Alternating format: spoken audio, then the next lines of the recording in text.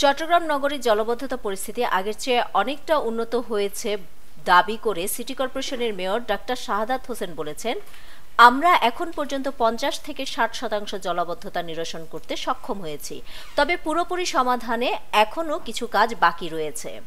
বৃহস্পতিবার দুপুরে আগ্রাবাদ চৌমুহনী এলাকায় বক্স কালভার্ট পরিচ্ছন্ন কার্যক্রম এবং নাসির খালের জলপ্রবাহ পরিস্থিতি সরজমিনে পরিদর্শনে গিয়ে সাংবাদিকদের তিনি একথা বলেন।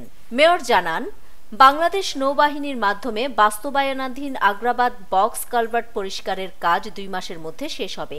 এটি সম্পন্ন হলে আগ্রাবাদ সহ আশপাশের এলাকায় জলাবদ্ধতা অনেকটাই কমে আসবে বলে আশাবাদ ব্যক্ত করেন তিনি। পরিদর্শনে উপস্থিত নাগরিকরা বিভিন্ন স্থানে নির্মাণ সামগ্রী ও মাটি ফেলে খাল নালা বন্ধ করে দেওয়ার অভিযোগ করলে মেয়র তাৎক্ষণিকভাবে দায়ী ঠিকাদারি প্রতিষ্ঠানগুলো সাইট ঘুরে দেখেন এবং সত্যতা পেয়ে সতর্ক করেন। তিনি বলেন, পরিবেশ দূষণ বা খাল বন্ধের মতো কর্মকাণ্ড পেলে ম্যাজিস্ট্রেট দিয়ে আইনি ব্যবস্থা নেওয়া হবে। ডাক্তার শাহাদাত হোসেন বলেন, জলাবদ্ধতা রোধে শুধু খাল পরিষ্কার করলেই হবে না, নাগরিককেও সচেতন হতে হবে। যতক্ষণ না আমরা শহরকে ভালোবাসি ততক্ষণ এটি বাসযোগ্য হবে না। তিনি বলেন, মাত্র 120 মিলিমিটার বৃষ্টিতে নগরীর কিছু এলাকায় পানি উঠে গেছে, কারণ সেই সময়ে জোয়ারের পানিও যুক্ত ছিল।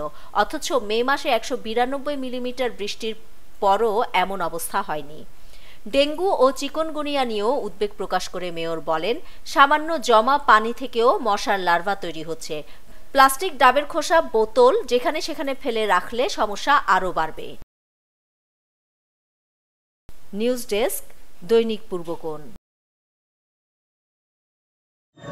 ক্রিকেটে ফর্ম সবসময় একরকম যায় না, কখনো একটা বলও কানেক্ট হয় না, আবার কখনো ব্যাট চালালেই 4 ছক্কা। লাইফটাও ঠিক ক্রিকেটের মতোই, সময় সবসময় একরকম যায় না, কিন্তু সময় যেমনই হোক বাড়ি করাই সবসময় সেরা বিনিয়োগ। সেই সেরা বিনিয়োগ করুন সেরা সব উপকরণ দিয়ে।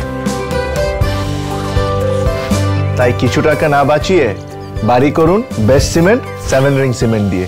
7 রিং সিমেন্ট, ভিত্তি আগামীর।